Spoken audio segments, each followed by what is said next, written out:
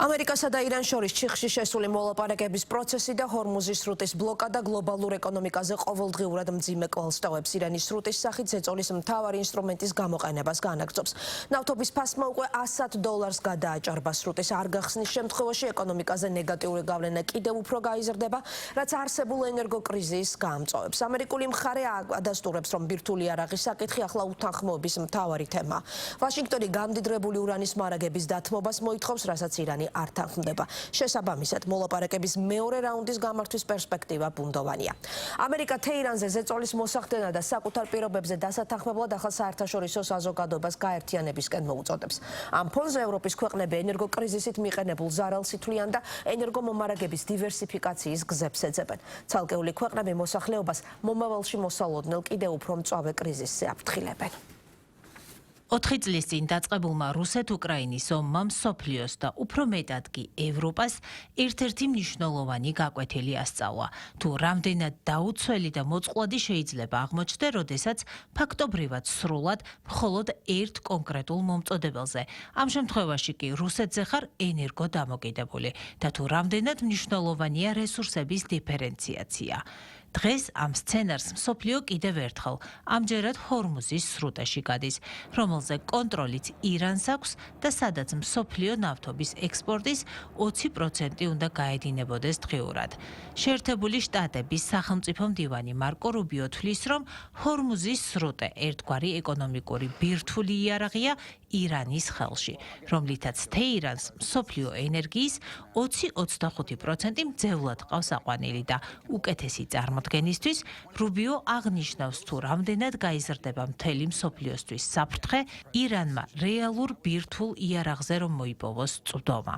შეხედეთ რა ქნეს სრუტეებში, ეს შესანიშნავი მაგალითია. სრუტე ეკონომიკური ბირთვული იარაღის ეკვივალენტია, რომლის გამოყენებასაც მსოფლიოს წინააღმდეგ ცდილობენ და ამით ტრაბახობენ. თეირანში ბილბორდებს აკრავენ, თუ როგორ ჰყავთ მძევლად აყვანილი მსოფლიოს ენერგიის 25-20%. წარმოიდგინეთ, იგივე ხალხს წვდომა რომ ჰქონდეს ბირთვული იარაღზე, მთელ რეგიონს მძევლად აიყვანდნენ.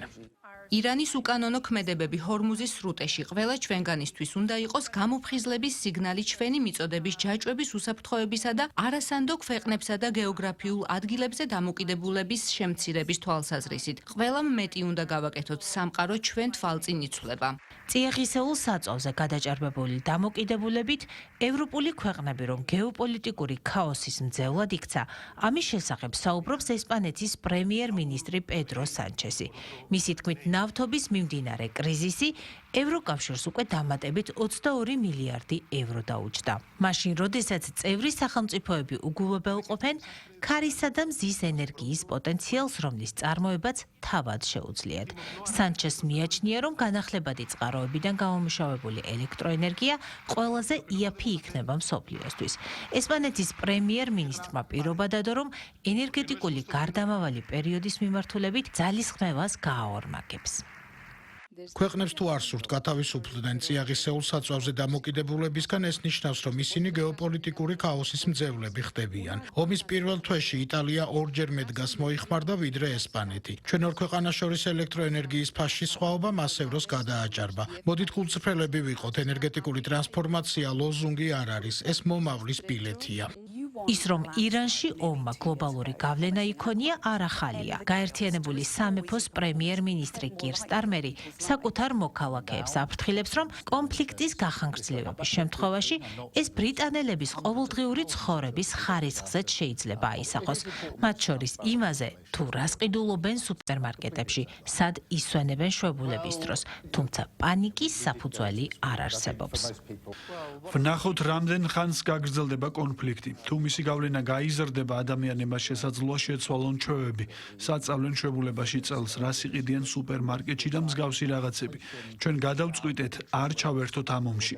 ეს სწორი გადაწყვეტილება იყო, მაგრამ ჩვენ უნდა დავიცვათ ბრიტანელი ხალხი მისი ზემოქმედებისგან. სწორედ ამიტომ ვატარებთ ამ შეხვედრებს, რომ ყველაფერი კარგად უნდა განვიხილოთ. კიდევ რა შეგვიძლია გავაკეთოთ, როგორ ვმართოთ რისკები. აღსანიშნავია, რომ ჯერჯერობით მაღალ დონეზე შეჩერებული ირან-ამერიკის მოლაპარაკებების ფონზე ბოლო 3 კვირის განმავლობაში პირველად ბრენტის მარკის ბარელი ნედლი ნავთობის ფასმა $100 გადააჭარბა. ფასი დილის ვაჭრობისას 2.7%-ით გაიზარდა და ბარელზე $111.20 შეადგინა.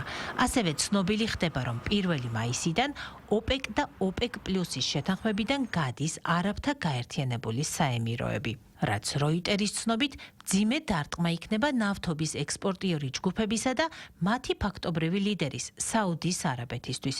იმ დროს, როდესაც ირანის ომმა ისტორიული ენერგეტიკული შოკი გამოიწვია და გლობალური ეკონომიკა შეარყია.